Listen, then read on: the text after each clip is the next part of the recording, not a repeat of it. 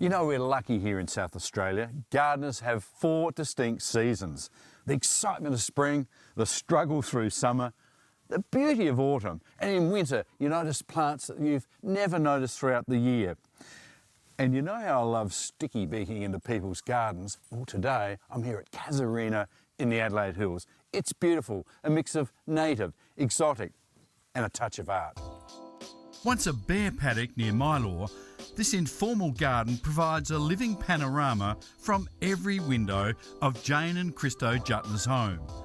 It's hard to imagine the house without the garden or the garden without the house. Christo, I love the artistic surprises that are dotted all throughout the garden.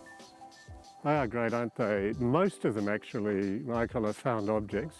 This, she had the idea of the blue bottles. I mean, it's just reinforcing rod, which I cut up, bent, and the bottles are sitting there. That's about all. And it does look good, doesn't it? It really does, and you can see the blue. It's a terrific colour in the garden. Christo, most gardens are either meticulously planned in their beginnings or they just evolve. What about Casuarina? Where does that fit in? So really the house was the first thing, and then all the topsoil was moved away and stored. And then when the house was finished, the topsoil was brought back and put on top of the clay all around here. It was always going to be a waterwise garden, so there's an extensive dripper system that was put in from the beginning. And in the first 18 months, Jane planted about 3,500 plants. So what does this now established garden mean to you and your family? It's such a peaceful place. There's always something to look at. It's changing all the time. It is a place that we always love to come back to, and our friends love to come here.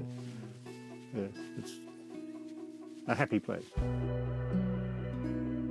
Now, I couldn't leave today without showing you this. 2 berberis, one a lighter colour, reddy pink, and this, such a beautiful purple colour. And that's actually what I'm talking about in this month's SA Life magazine. How to get colour in your garden without relying on flowers. And as you've seen here at Casuarina today, it's not that hard to achieve.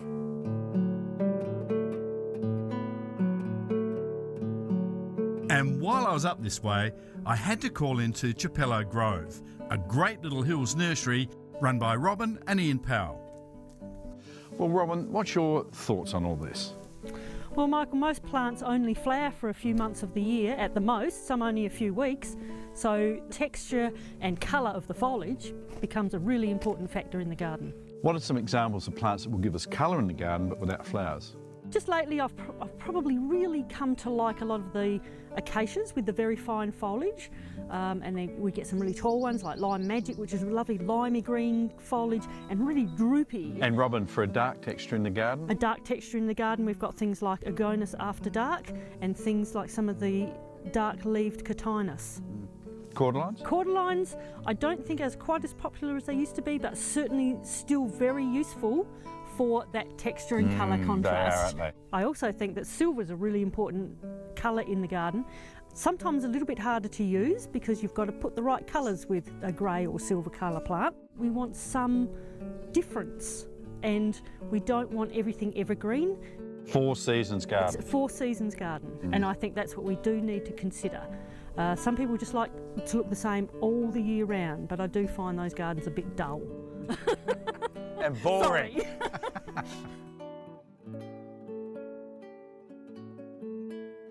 And just one more plant, this beautiful Echium. It's finished flowering, but its sage blue leaves really add so much colour to a garden all year round. This is one of the many plants that I've listed in this month's issue of SA Life magazine that will guarantee colour in your garden.